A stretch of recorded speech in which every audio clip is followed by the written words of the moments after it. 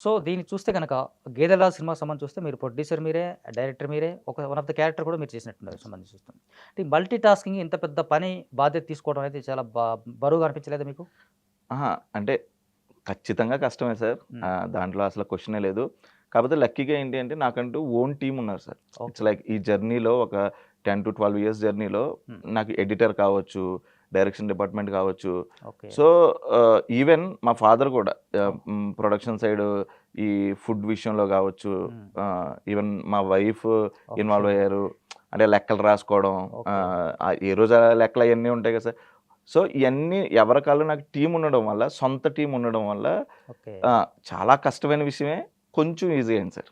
అప్పటికి ఓకే. కష్టమే గానీ కొంచెం, కొంచెం ఈజీ అయ్యి అంటే ఒక రకంగా చూస్తే గనక మీకు అసిస్టెంట్ డైరెక్టర్ చేసిన సినిమాల సందర్భాలు 2 సినిమాలున్నాయి యెస్ సార్. మాక్సిమం.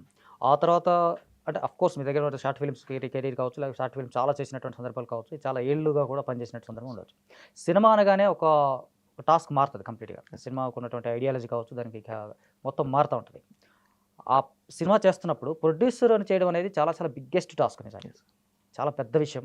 ప్రొడక్షన్ అనేది ఎ య చాలా సార్లు సందర్భంగా భయపడే సందర్భాలు గాని, బాధపడే సందర్భాలు గాని, ఇబ్బంది పడే సందర్భాలు గాని ఏమైనా ఉన్నాయా? ఖచ్చితంగా ఉన్నాయి సార్. ఆ! ఉన్నాయి. భయమేస్తది కదా సార్. ఎందుకంటే మేము ఫస్ట్ నుంచి ఏమనుకున్నామంటే ఎవరికీ పేమెంట్ పెండింగ్ ఉంచకూడదు. ఓకే. సో, ఎప్పటిదప్పుడు ఇచ్చేయాలి. హ్మ్. ఎప్పటిదప్పుడు ఇచ్చేస్తే వాళ్ళు ఇంకొంచెం ప్రేమగా మన కోసం పని చేస్తారు. ఓకే. మన మీద నమ్మకంతో పని చేస్తారు. సో, ఫస్ట్ సినిమా స్టార్ట్ చేసినప్పుడే అది అనుకున్నాం. హ్మ్. సో, ఆ ఇచ్చి ప్రాసెస్‌లో కొంచెం, కొంచెం ఇబ్బందులు ఇబ్బంది. పడ్డాం సార్. భయమేసింది.